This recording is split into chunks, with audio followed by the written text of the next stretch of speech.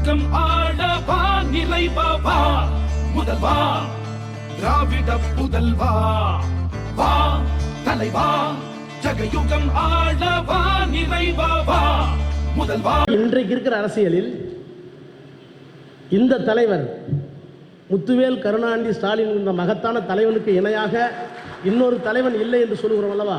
அதுக்கு என்ன காரணம்? அவர் எல்லா மட்டத்திலிருந்து வந்தவர்.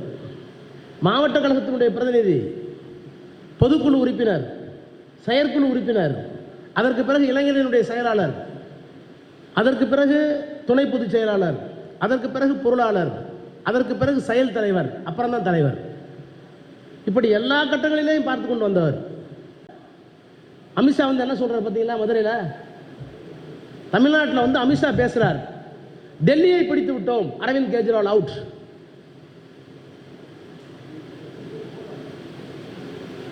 அதே போல ஹரியானாவை பிடித்து விட்டோம், முதலாக பிஜேபி.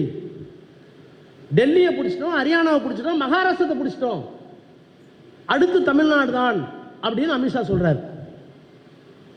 அதுக்கு ஒரு பெரிய கும்பல் காமிக்கிறான். டெல்லியை பிடிச்சிட்டோம், ஹரியானாவை பிடிச்சிட்டோம், மகாராஷ்டிரா பிடிச்சிட்டோம், அடுத்து தமிழ்நாடு தான். அட முட்டாளே, முட்டாள். டெல்லியை வீழ்த்தலாம், அரவிந்த் கெஜ்ரிவால் தனி மனிதன், அவருக்கு பின்னால் தத்துவம் அல்ல. ஹரியானாவில் வீழ்த்தப்பட்டது தனி மனிதன், வெறும் தலைவர் தான், தத்துவம் கிடையாது. மகாராஷ்டிராவில் வீழ்த்தியது தனி மனிதன், தத்துவம் அல்ல. ஆனால் தமிழ்நாடு அப்படி அல்ல. முத்துவேல் கருணாநிதி ஸ்டாலின் வெறும் தனி மனிதன் அல்ல, அவருக்கு பின்னால் பெரியார், அண்ணா, கலைஞர் என்ற தத்துவம் இருக்கிறது. எனவே ஒற்றுமை உணர்வோடு, கடமை உணர்ச்சியோடு இந்த தலைவன் தான் தமிழ்நாட்டை மட்டுமல்ல இந்தியாவை காப்பாற்றப் போகிற மகத்தான தலைவர் என்ற உணர்வோடு